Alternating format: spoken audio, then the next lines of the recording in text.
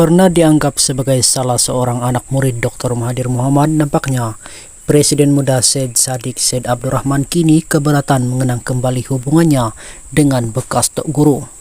Dalam temu bual eksklusif dengan Malaysia kini pada hari Selasa, Syed Saddiq berkata bahawa dia lebih suka bergerak ke hadapan untuk memberi tumpuan kepada agenda politik baru muda daripada mengenang masa lalu. Ketika ditanya sama ada kini malu dengan keakraban yang pernah dikongsi dengan Mahathir, Syed Saddiq mengetepikan soalan itu. Dia sebaliknya berkata dia tidak bersetuju dengan cara politik lama yang dilihat masih diamalkan Mahathir pada masa kini. Saya rakyat Malaysia dahulu dan saya percaya kekuatan negara kita yang tercinta terletak pada kepelbagaian dan institusi kita, bukan pada kepribadian, bukan pada satu bangsa atau agama. Ramai menumpukan perhatian untuk melihat ke belakang sehingga mereka lupa bagaimana untuk membawa Malaysia ke hadapan, dan itulah sebabnya saya berkata terdapat dua faktor penting yang membezakan antara politik lama dan politik baru. Yang pertama ialah menerima kepelbagaian dan bukannya monoetnik, dan yang kedua bergantung kepada pembinaan institusi demokrasi yang kukuh dan bukannya fokus kepada personality, katanya. Mahathir baru-baru ini membuat kenyataan bahawa mempromosikan Malaysia yang berbelang kaum adalah bertentangan dengan perlembagaan persekutuan. Sebelum ini, Perdana Menteri kedua kali itu juga menuduh orang bukan Melayu tanpa memberikan bukti mahu menukar pemilikan dan nama Malaysia.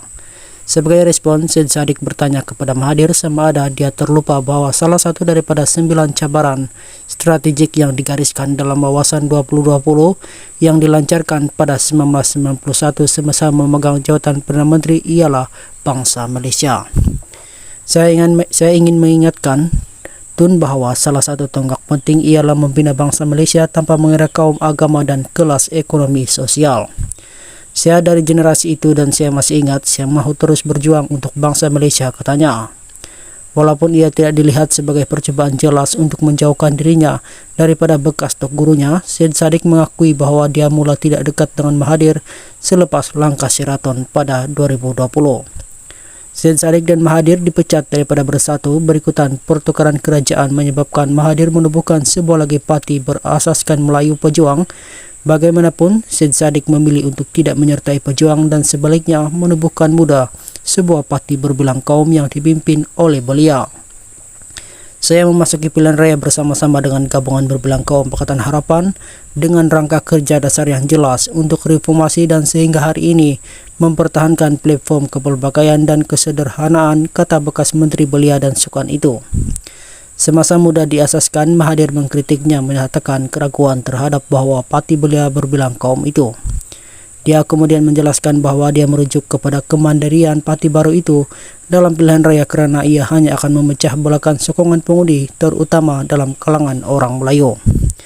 Susulan pengumuman Syed Saddiq minggu lalu bahawa Muda akan bertanding solo di semua 6 negeri pada pilihan raya negeri PRN akan datang, Mahathir sekali lagi cuba melemahkan semangat parti yang masih baru itu.